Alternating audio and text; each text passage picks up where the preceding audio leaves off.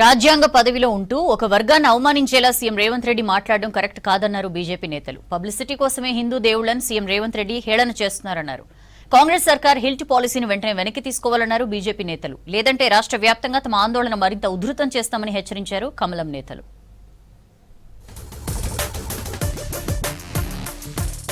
CM Revanth Reddy హిందువులను అవమానించేలా మాట్లాడారని ఆరోపించారు కేంద్ర మంత్రి కిషన్ రెడ్డి.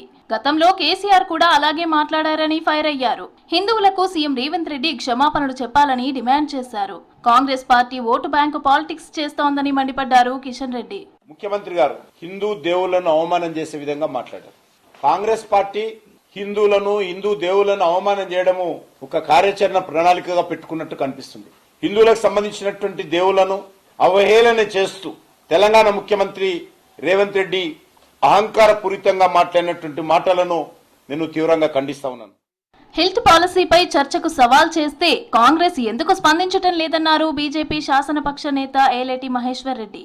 వెంటనే శాసనసభ ఏర్పాటు చేసి హెల్త్ పాలసీపై చర్చ చేపట్టాలన్నారు. లేదంటే ఈ పాలసీని రద్దు చేసే వరకు బీజేపీ పోరు కొనసాగిస్తుందన్నారు ఏలేటి మహేశ్వర్ రెడ్డి. నిజంగా దీంట్లో అంత పారదర్శకత ఉంటే మరి మొన్న నేను చర్చకు రమ్మంటే ఎందుకు రాలేదు? ఇమీడియట్ గా అసెంబ్లీని ఎందుకు సమావేశపరుస్తలేను? మరి దీన్ని అసెంబ్లీని సమావేశపరిచి ఈ అంశం మీద సమగ్రమైనటువంటి చర్చ జరిపి వాస్తవాలు ఏందో తేటతెల్లం చేసుకోవచ్చు కదా. సుదీర్ఘమైనటువంటి చర్చ దీంట్లో చేయకుండా మీరు ఈ రోజు సత్యదూరమైనటువంటి మాటలు మాట్లాడే ప్రయత్నం చేస్తా ఉన్నారు కదా. ఎట్టి పరిస్థితుల్లో ఈ అంశం మీద మేము ప్రజల్లోకి వెళ్లి పెద్ద ఎత్తున ఆందోళన చేయడమే కాకుండా ప్రజా పోరాటం చేస్తామని మరొకసారి తెలియజేసుకుంటున్నాం. కాంగ్రెస్ హిందువులకు వ్యతిరేకంగా ఉందన్నారు ఎంపీ లక్ష్మణ్. రేవంత్ రెడ్డి బేషరతుగా హిందూ సమాజానికి క్షమాపణలు చెప్పాలని డిమాండ్ చేశారు. బాధ్యతాయుతమైన పదవిలో ఉండి రేవంత్ ఇలా మాట్లాడటం సరికాదన్నారు. It is most shameful on the part of the Congress party. Revanth Reddy being a chief minister, he is on a constitutional post.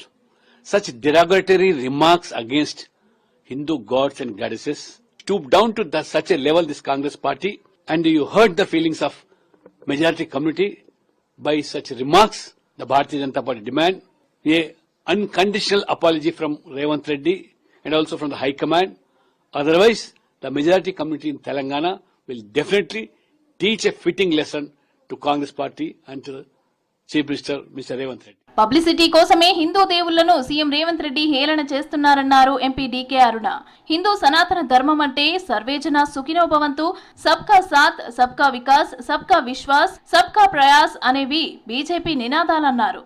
Hindu సమాజమంతా CM వ్యాఖ్యలపై స్పందించి ఖండించాలని ప్రకటన విడుదల చేశారు ఎంపీ డీకే అరుణ.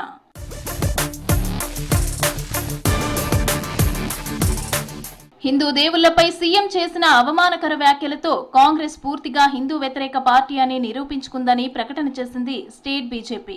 ఒక వర్గాన్ని తృప్తిపరిచే ప్రయత్నం చేస్తూ కోట్లాది మంది హిందువుల మనోభావాలు దెబ్బతీసేలా వ్యాఖ్యలు చేయటం అమానుషమని తెలిపింది. ఇప్పటికైనా రేవంత్ రెడ్డి తప్పును తెలుసుకుని హిందూ సమాజానికి వెంటనే క్షమాపణ చెప్పాలని ప్రకటనలో డిమాండ్ చేసింది బీజేపీ.